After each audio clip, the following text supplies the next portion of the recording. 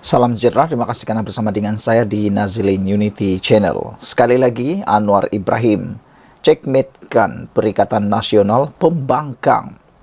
Apabila Anwar Ibrahim bertanya satu soalan yang sukar dijawab oleh mereka. Anwar Ibrahim kata, adakah Perikatan Nasional mahu terus subsidi orang kaya, warga asing? Penyasaran subsidi diesel bukanlah bertujuan untuk menyusahkan rakyat. Sebaliknya ditujukan kepada golongan kaya dan warga asing yang telah lama menikmati subsidi daripada bahan bakar berkenaan, kata Perdana Menteri Datuk Seri Anwar Ibrahim. Anwar Ibrahim bertanya, kenapa Ketua Pembangkang Datuk Seri Hamzah Zainuddin sibuk pula menentang penyasaran subsidi? Dia nak pertahankan siapa, kata Anwar Ibrahim. Kita tekankan penyasaran subsidi ini untuk menarik subsidi dari golongan kaya dan warga asing. Jadi, persoalan sekali lagi daripada Anwar Ibrahim, Perdana Menteri Malaysia, ialah siapa atau dia ataupun Hamzah Zainuddin nak pertahankan siapa? Siapa yang cuba dipertahankan? Adakah Perikatan Nasional mahu terus subsidi orang kaya dan warga asing? Persoalan daripada Anwar Ibrahim ini, persoalan yang patut dijawab dengan segera oleh Perikatan Nasional. Kata Anwar Ibrahim lagi, diesel tidak digunakan majoriti rakyat dan bagi golongan terkait seperti pemandu teksi, peniaga kecil, nelayan. Semua diberi pengecualian dan bantuan untuk menampung kenaikan kos itu. Katanya membidas kenyataan Hamzah yang mengkritik penyasaran subsidi itu. Beliau berkata, syarikat-syarikat besar pula dipantau bagi membendung kenaikan harga barang dan perkhidmatan. Adakah Perikatan Nasional PN akan terus memberi subsidi kepada orang kaya dan warga asing jika mereka berkuasa? Jawab itu dulu, kata Anwar Ibrahim. Persoalan ini patut dihadam oleh semua orang dan difahami dengan mendalam daripada semua orang. Itulah yang akan menggusarkan rakyat, katanya kepada wartawan Malaysia kini pada sidang media bagi mengakhiri siri lawatan ke Jepun hari ini. Media baru-baru ini melaporkan Hamzah mendakwa pengumuman Anwar Ibrahim menimbulkan rasa kurang senang orang ramai serta gagal menyatakan secara tepat bila subsidi akan dihapuskan. Anwar berkata, secara prosedur, lazimnya Perdana Menteri akan mengumumkan dasar dan Menteri berkaitan akan memberikan butiran dan tindakan susulan. Kata Anwar Ibrahim, Hamzah Zainuddin pernah jadi menteri. Tapi kenapa pula dia tanya soalan seperti itu?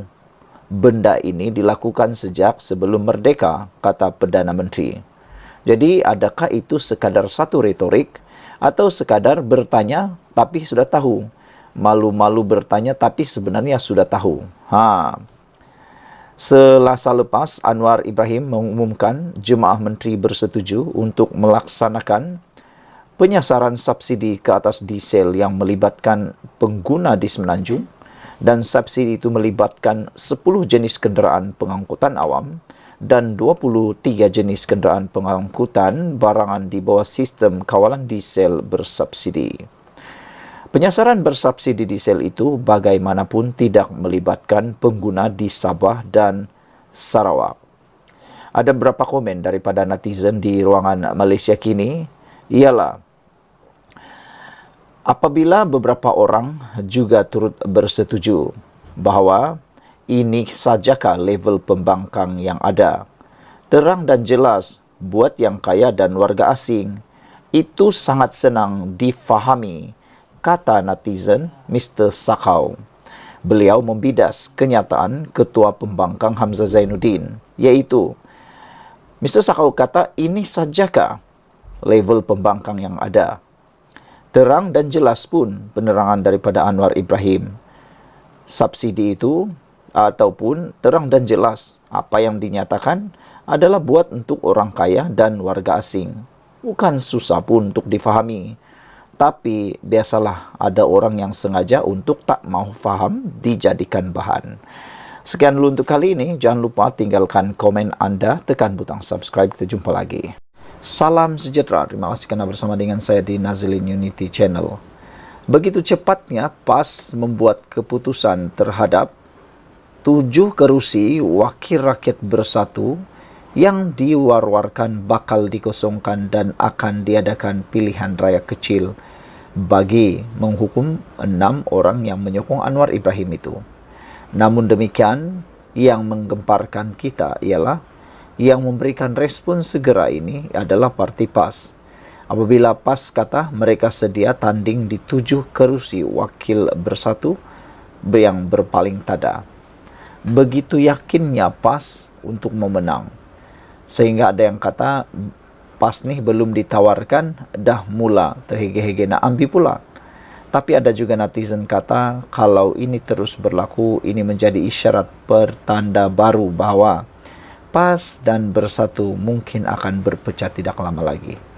Bayangkan 7 kerusi yang mahu ditandingi, yang disedia ditandingi oleh PAS ini adalah milik sebenar-benarnya adalah Parti Bersatu. 7 ahli parlimen yang meninggalkan Perikatan Nasional itu ialah yang meninggalkan ataupun memindah sokongan kepada Anwar Ibrahim ialah 7 orang, dan mereka ini semuanya bertanding di atas tiket Parti Bersatu. Jadi dengan kesediaan PAS mengatakan mereka sedia menandingi atau bertanding di 7 kerusi Wakil Bersatu yang berpaling tadah ini menjadi satu persoalan. Adakah Perikatan Nasional mampu bertahan lebih lama? Karena awal-awal lagi sudah mula dilihat oleh netizen, dapat dikesan bahawa PAS mula merebut kerusi Bersatu. Konflik mula berlaku. Perebutan kerusi mungkin tidak akan dapat dielak apabila PRU 16 akan datang diadakan. Jadi kata mereka, adakah Bersatu akan merajuk lalu meninggalkan Parti Perikatan Nasional atau memecat saja Parti PAS? PAS sedia bertanding di 6 kerusi parlimen dan 1 kerusi Dewan Undangan Negeri yang dijangka akan dikosongkan susulan tindakan Wakil Rakyat Bersatu yang mengisytiharkan sokongan kepada kerajaan pimpinan Perdana Menteri Anwar Ibrahim. Mursidul Ampas Hashim Jasin berkata, berdasarkan Akta Lompat Parti 2022, pilihan raya kecil PRK akan diadakan dan partinya bersedia untuk meletakkan calon jika bertanding mandat untuk diberikan mandat untuk bertanding. Saya juga yakin dalam usaha, dalam suasana muhibah, dalam komponen parti-parti PN, kita dapat selesaikan isu calon itu dengan sebaik-baiknya, kata beliau menurut laporan Harak Haderi.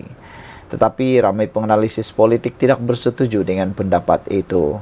Setakat ini 6 ahli parlimen dan seorang adun Bersatu telah menyatakan sokongan kepada kepimpinan Anwar.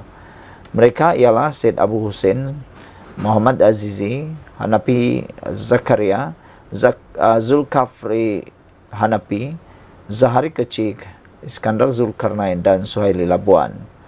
Manakala adun yang terbabit pula ialah Abdul Rashid Ashari, datang daripada Kerusi Dewan Undangan Negeri Selat Kelang. Susulan itu pada 2 Mac lalu, Bersatu meminda perlembagaan parti dalam usaha untuk menghalang wakil rakyatnya berpaling tadah pada masa hadapan. Sehubungan itu, Ketua Penerangan Bersatu Razali Idris berkata, keahlian 6 ahli parlimen dan seorang adun parti itu yang berpaling tadah telah tergugur dengan secara otomatik. Tegas Razali, mereka juga perlu mengosongkan kerusi kawasan masing-masing dan tidak mampu menunggu surat pemecatan. Mengulas lanjut, Hashim berkata PAS yakin peluang untuk PN menang lebih cerah sekiranya perlu menghadapi PRK. Pilihan raya ini sudah menjadi adat. Ada yang kalah dan ada yang menang. Kita juga sudah bersedia untuk kekuatan jentera kita jika berlaku PRK, kata beliau lagi. Berapa komen daripada netizen berkait dengan isu ini ialah Black Hawk kata, dah mula tunjuk tamak lebay PAS, lebay Hashim, mengapa Bersatu cuma layak tukang pacak bendera kata beliau. Black Panther kata, no problem lah Tuan Lebay. Dengan berbesar hati kami mengusulkan satu pilihan reg kecil di kecil pusingan awal diadakan dalam PN. Siapa menang, siapa turun padang berentak dengan PH atau UMNO. Sudi kapas berkorban dan ganti Muhyiddin, kata Red Mouse. Maknanya mereka sanggupkah untuk berkorban atau bersatu sanggupkah berkorban? Sekian dulu kali ini. Jangan lupa tinggalkan komen Anda, tekan butang subscribe. Bye-bye.